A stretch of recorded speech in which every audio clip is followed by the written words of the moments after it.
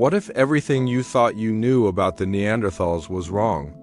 For decades they were painted as primitive brutes, clumsy shadows destined to vanish in the face of modern humanity. But what if their story was not one of failure, but of survival hidden deep within us?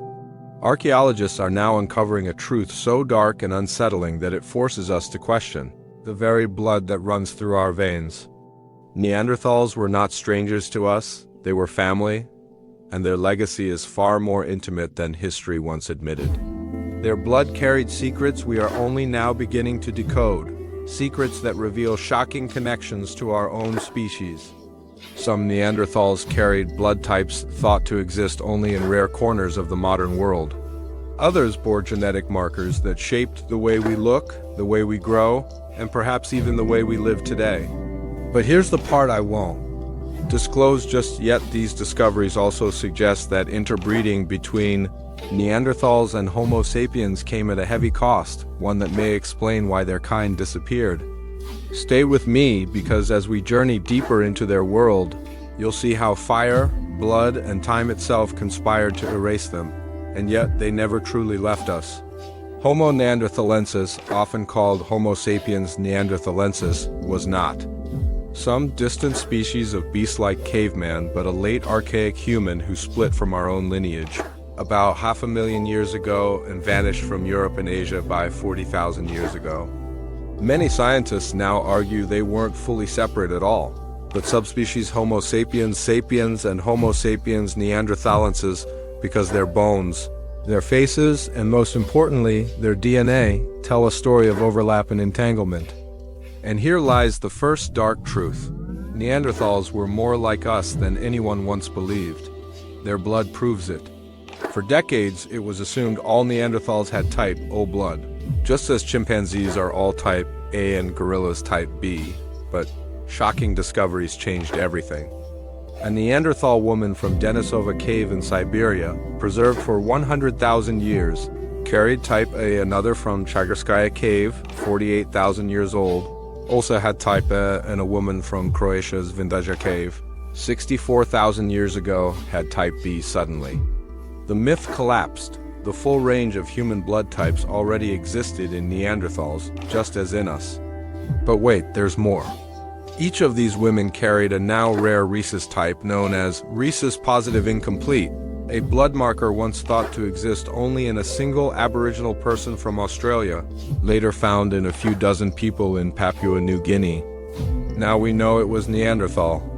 This raises troubling questions because mismatched blood types meant interbreeding carried risks. Up to a 1 in 5 chance of a deadly condition called hemolytic disease of the newborn, where a mother's body destroys her baby's blood cells. Could this explain why Neanderthal sapiens unions were limited?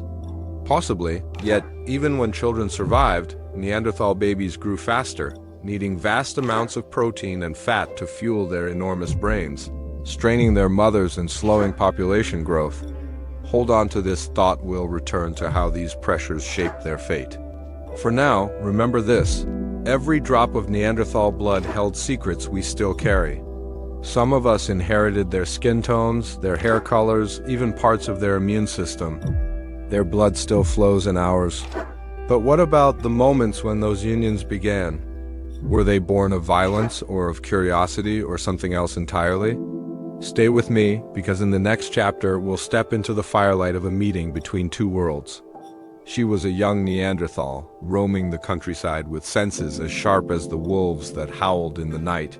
Her pale skin kissed by the Ice Age sun, her frame short but strong, a bracelet of eagle talons dangling proudly from her neck. He was a Cro-Magnon hunter, taller, more slender, draped in animal skins trimmed with wolf fur, his long legs built for distant journeys, his olive skin and softer features marking him as something both strange and familiar. Their eyes met in a world where survival was the only language, yet what happened next would echo across millennia. Archaeologists believe such encounters were not rare. Our species and Neanderthals overlapped for thousands of years, and their curiosity about each other was inevitable. Some unions may have been violent, others tender, but the truth is hidden. In DNA, modern humans carry fragments of Neanderthal genes, proof of bonds forged in firelight. Picture this: as the sun dipped low, they gathered near a fire. The Neanderthal woman's raw strength balanced against the sapiens man's subtle grace. Neither speaking the same tongue, yet communicating in gestures, shared warmth and cautious trust.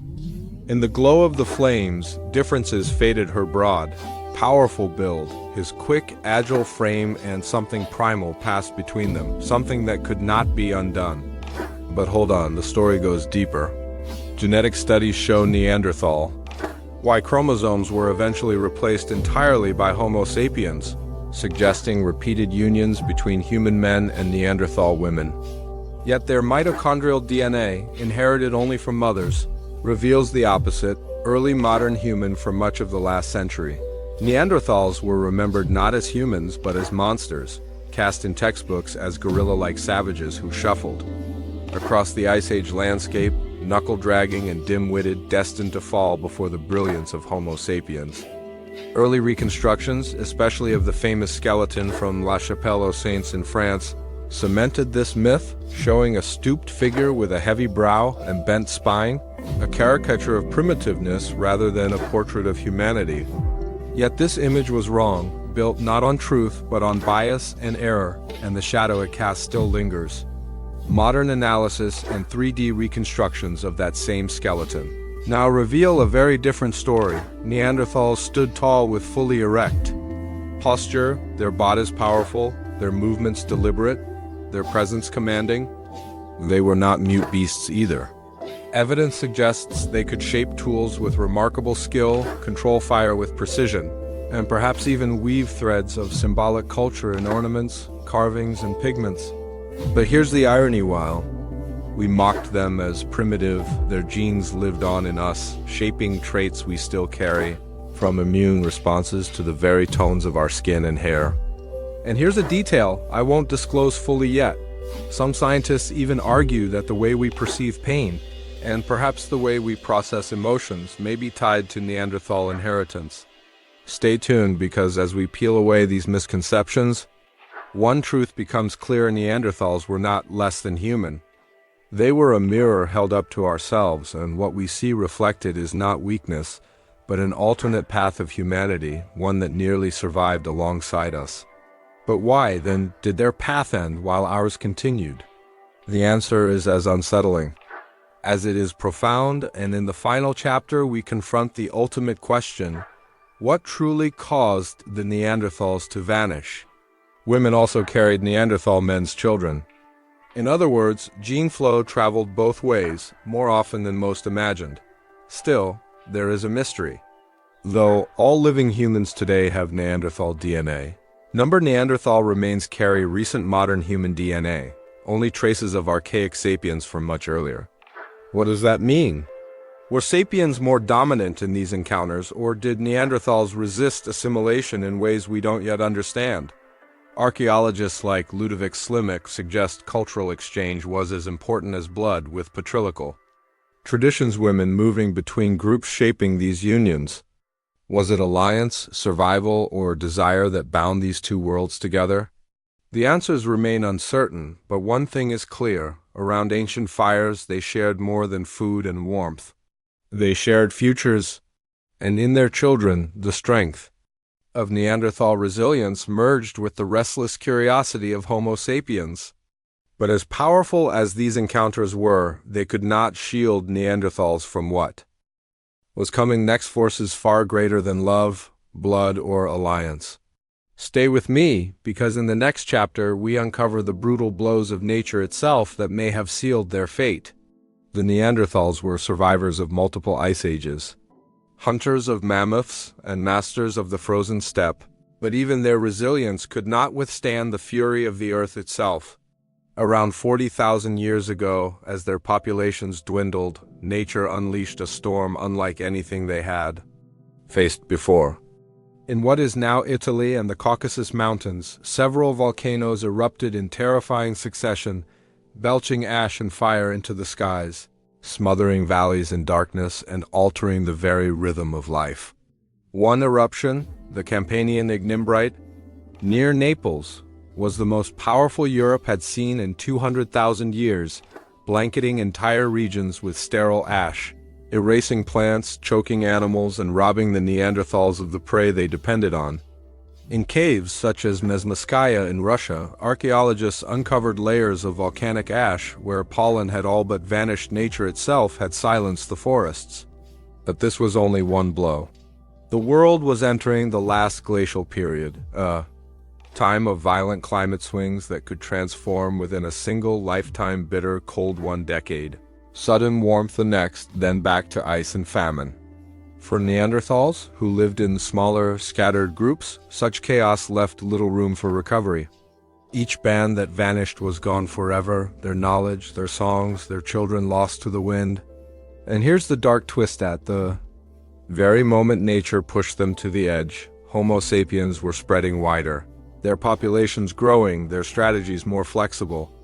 Was it the hand of nature or the shadow of our species that struck the final blow?